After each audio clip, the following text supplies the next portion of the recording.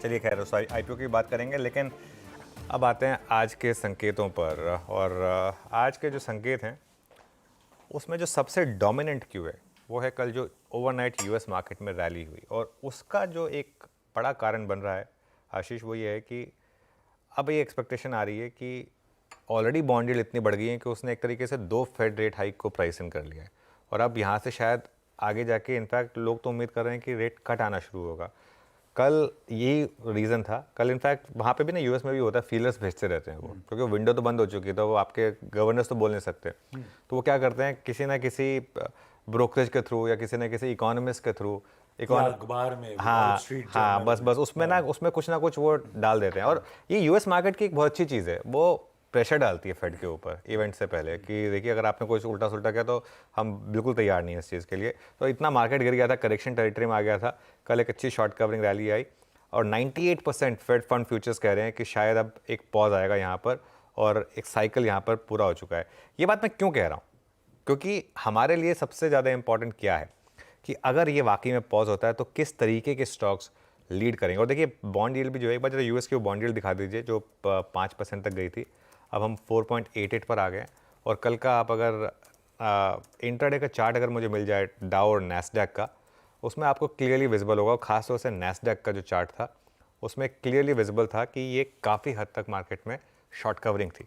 और ये एक इम्पॉर्टेंट क्यू है मार्केट के लिए कि जिस तरीके की कवरिंग आ रही है यहाँ पर, क्योंकि अगर यहाँ पर फेड रेट हाइक नहीं करता है आशीष तो इसको लीड करेगा आईटी, और आईटी अब करेक्ट हो चुका है, लार्ज कैप आईटी।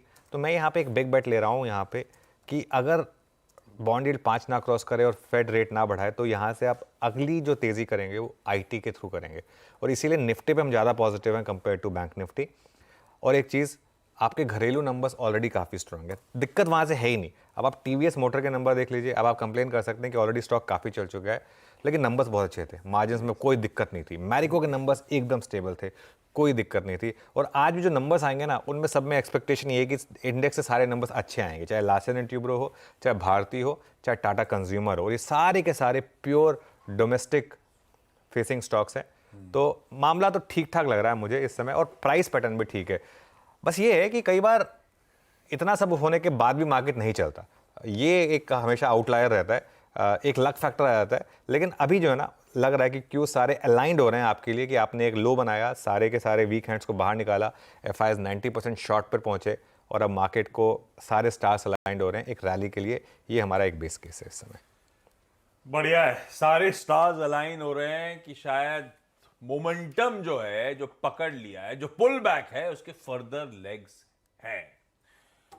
ग्लोबल समीकरण वैसे ऐसा कुछ कह रहे हैं। आइए दिखाता हूं, पहले तो गिफ्ट निफ्टी रखता हूं। गिफ्ट निफ्टी हालांकि सुबह से इंडिकेट कर रहा है कि हम एकदम फ्लैट टेरिटरी पे शुरुआत करेंगे, जहां कल बंद हुए थे उन्हीं लेवल्स के आसपास। एशिया प्लीज रख दीजिए, एशिया में मिला जुला कामकाज है।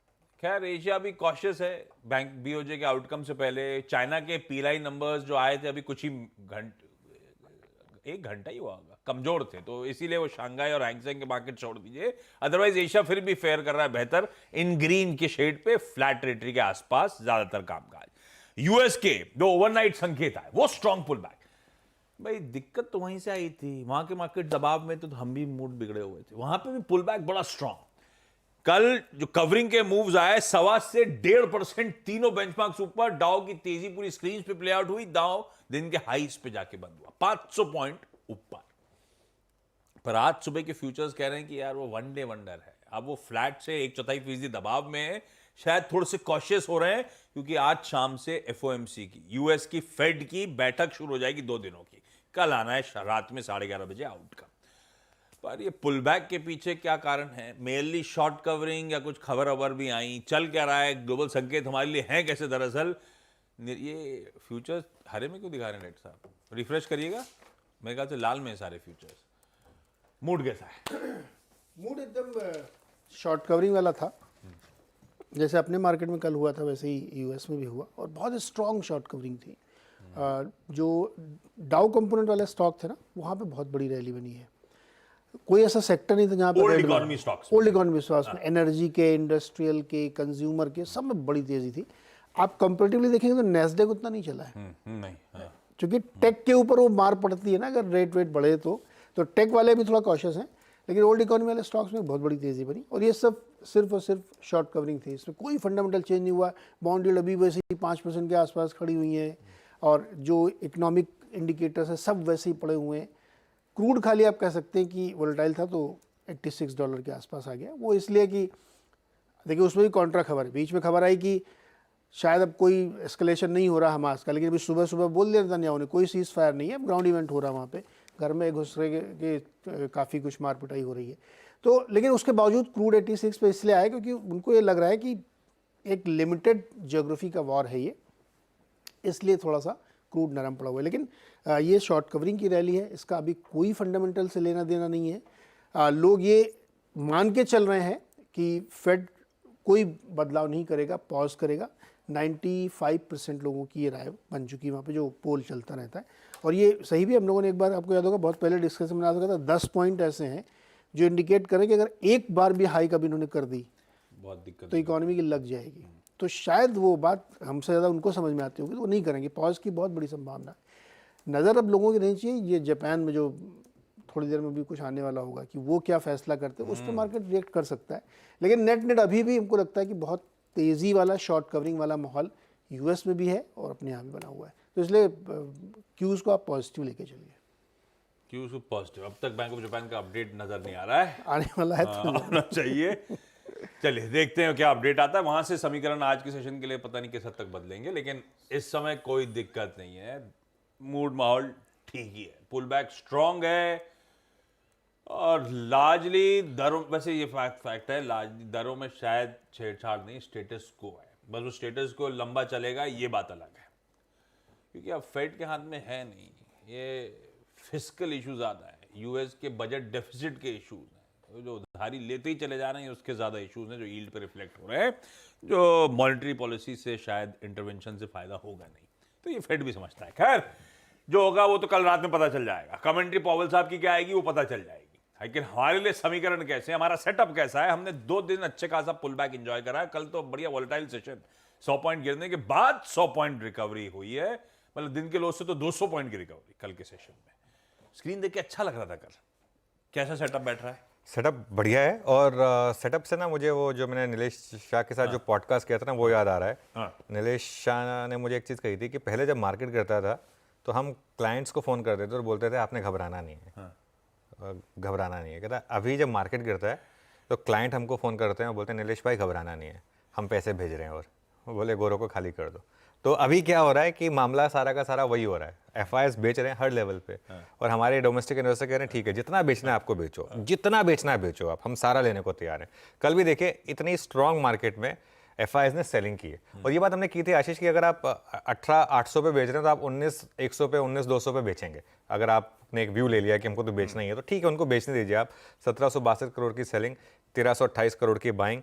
बाय द वे एक चीज़ है, अब क्वार्टर आफ्टर क्वार्टर जो एफआई और डीआई के जो आंकड़े आ रहे हैं ना, जो शेयर होल्डिंग पैटर्न्स आ रहे हैं, हम मल्टी ईयर हाइज पे पहुंच गए हैं डीआई होल्डिंग में, और मल्टी ईयर लो पे पहुंच गए हैं एफआई होल्डिंग पे, जबकि मार्केट ऑल टाइम हाई पे ही है ऑलमोस्ट। तो उस हिसाब से ये एक हमारी मार्केट के लिए एक ये अच्छी चीज़ है। क्यों हमारी मार्केट अब इतना नहीं गिरती है? क्योंकि वो जो 16,000 करोड़ की एसआईपी है, या फिर जो लमसम लोग पैसा लगा रहे हैं, अब इसमें एक रिस्क फैक्टर जरूर ओपन होता है कि मतलब मैं ये नहीं कह रहा बिल्कुल कि हमको एफआईएस की जरूरत ही नहीं है, ये कोई नहीं कह सकता, और जो कह रहा है वो गलत कह रहा है। एफआईएस के पैसे की भी जरूरत है हमको, लेकिन अब हम एफआई के पैसे पे उतना डिपेंडेंट नहीं है। एक टाइम होता था, ये जो नंबर्स है ना आशीष, एक टाइम पे ड्यूरिंग द डे आते थे, आप 2004-5 की बात है, ड्यूरिंग द डे ये नंबर्स आते थे उस समय, और वो भी उससे पिछले दिन के।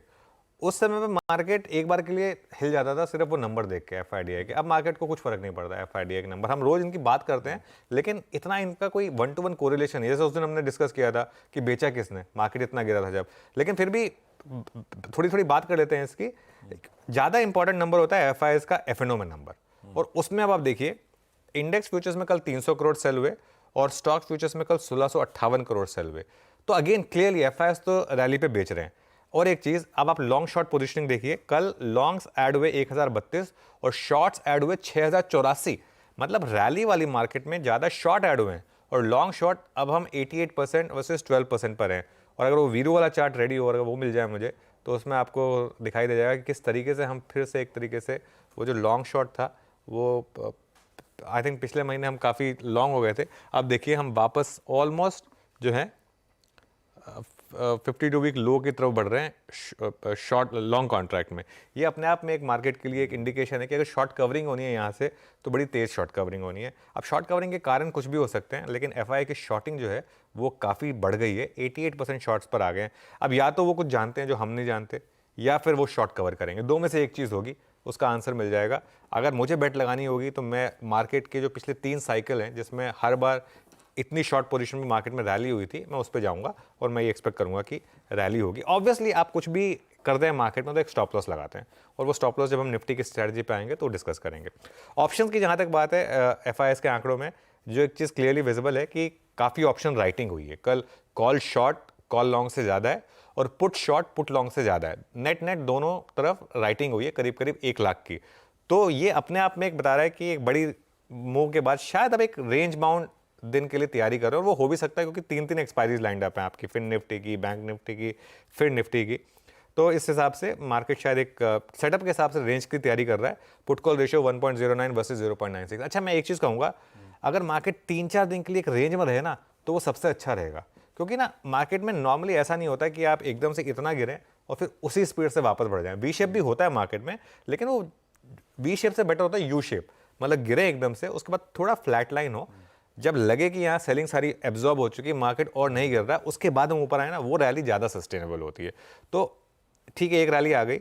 अब पर्सनली मैं ये चाहूँगा कि मार्केट थोड़ा यहाँ स्टेबल हो जाए, भले ही हाई ना तोड़े लेकिन लो ना तोड़े, थोड़ा स्टेबल हो जाए, उसके बाद ये इवेंट हो जाए, निकल जाए, उसके बाद एक रैली आ जाए, वो ज़्यादा सस्टेनेबल रैली होगी। बैन में कोई स्टॉक है नहीं, सेटअप को हम पॉजिटिव लेकर चल रहे हैं, क्योंकि प्राइस एक्शन जो है वो डेटा के अगेंस्ट है। डेटा ये बता रहा है कि लोग शॉर्ट करना चाहते हैं, और एटलीस्ट स्मार्ट मनी शॉर्ट करना चाहती है, लेकिन प्राइस एक्शन शॉर्ट को सपोर्ट नहीं कर रहा है। तो इसके लिए शॉर्ट कवरिंग की उम्मीद है, इसके लिए हम सेटअप को पॉजिटिव लेकर चल रहे हैं। तो नेट नेट भाई हमारा सेटअप पॉजिटिव, ग्लोबली भी मूड मॉल ठीक ही है, पुल बैक स्ट्रांग था यूएस में। ऐसे में फिर आज का निफ्टी का अप्रोच, ये कल का चार्ट आपकी स्क्रीन पर है। कल बातचीत हुई थी तो पहला सपोर्ट था 926 926 का, और गिरावट में खरीदारी करने का मन था वही स्टॉप लॉस के साथ। उसकी सैंक्टिटी भी डिफेंड हुई, 940 के आसपास से बाजार घूमा, गिरावट में खरीदारी करी होती तो बहुत ड्यूली रिवॉर्ड किया था बाजार में आपको, क्या मूव्स आए उसके बाद। तो कल का वो बाइज्जत लेवल को डिफेंड किया बाजार ने। अब आज के लिए क्या लेवल्स, कैसे अप्रोच करूं, जब हम एक्सपेक्ट कर रहे हैं कि कवरिंग के मूव्स और मिलने वाले हैं हमको, तो रणनीति क्या? बिल्कुल, कल एक बार लग रहा था कि वो लग जाएगा, स्टॉप गड़बड़ हो गई शुरुआत में तो एकदम मूड बिगड़ गया था, शुरुआत एकदम में, से, एक ही दिन का पुलबैक लग रहा था। लेकिन खैर बच गया वो स्टॉप लॉस, और उसके बाद मार्केट ऊपर चला गया। तो चलिए, एक अच्छा काम हो गया इसमें। अब कल की मूव के बाद देखिए 2 सपोर्ट लेवल्स हैं। पहला है 19,040, वो है ऑप्शंस के हिसाब से, और बड़ा सपोर्ट है 18,940 कल का लो। अब आप देखिए कल का लो 200 पॉइंट नीचे यहाँ से, क्योंकि कल लोअर लेवल से 200 पॉइंट, एग्जैक्ट 200 पॉइंट की रैली हुई। 18,940 पर हम बंद हुए, 19,040 पर आपका पहला सपोर्ट, और 19,140 पर हम बंद हुए। तो 100 पॉइंट का एग्जैक्ट बैंड है। करना क्या आपको, 19,050 से 19,125 ये सिस्टम में डाल के रखिए टुकड़ों में अपना ऑर्डर, कि यहाँ पे मुझे बाय करना है 19,050 से 19,125, और एक स्टॉप लॉस लगाइए 18,940 का। जितना आप 19,050 के पास खरीदेंगे उतना आपका रिस्क रिवॉर्ड आपके फेवर में होगा। ऑब्वियसली ये आपके लिए एक रिस्क रिवॉर्ड ट्रेड है।